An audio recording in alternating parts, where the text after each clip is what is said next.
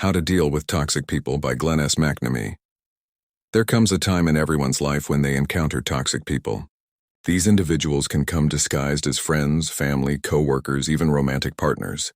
They may seem harmless at first, but over time they drain your energy, manipulate your emotions, and leave you questioning your worth. Learning to deal with toxic people isn't just about protecting your peace, it's about protecting your life. The first step is recognition. You have to see it clearly. Toxic people often play the victim, shift blame, lie smoothly, and twist your words. They make you feel guilty for things you didn't do, and shame you for expressing how you feel. They rarely take accountability and often live in a cycle of conflict. The hardest part is that many toxic people are charming, and they know exactly how to reel you in. You might justify their behavior, make excuses, or cling to the hope they'll change. But hope without action is a trap. Once you recognize the toxicity, boundaries become your lifeline. Clear, strong, unapologetic boundaries. This means saying no without explaining yourself. It means limiting contact or even going no contact if necessary.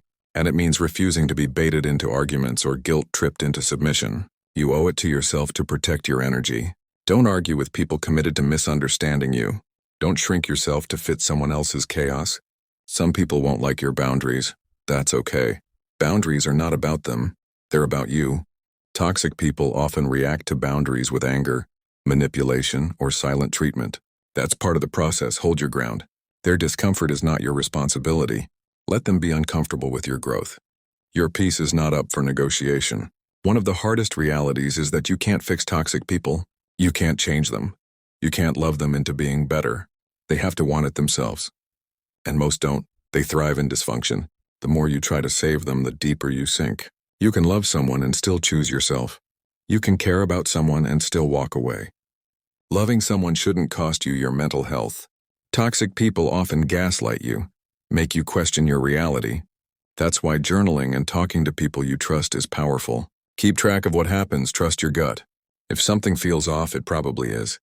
Listen to that inner voice. You're not crazy, you're catching on. The truth may hurt, but it will also set you free. Healing after a toxic relationship requires time. You may doubt yourself, you may feel guilty, you may grieve, but don't let those emotions pull you back. Toxic people will often try to return when they feel they've lost control of you. Don't open the door. The same fire that burned you before will burn you again. Protect yourself. Choose peace even if it feels lonely at first. Surround yourself with people who uplift you, who respect your boundaries, who love you without control. Rebuild your confidence. Remember who you were before you were made to feel small. Learn to breathe again, smile again, trust again, but most of all, learn to thrive again. Toxic people may have disrupted your path, but they don't get to define your future. Every time you choose to walk away from a toxic situation, you're telling the universe and yourself that you matter. You're saying that your life is too precious to be wasted on chaos and pain. You're reclaiming your power. That's not weakness. That's strength. And you don't need anyone's permission to stand in that strength. Let this be your reminder. You don't owe anyone access to your peace. You don't owe anyone your silence. You don't owe anyone your destruction just to keep them comfortable. You are allowed to grow, to leave, to rise. Dealing with toxic people isn't easy, but it's necessary.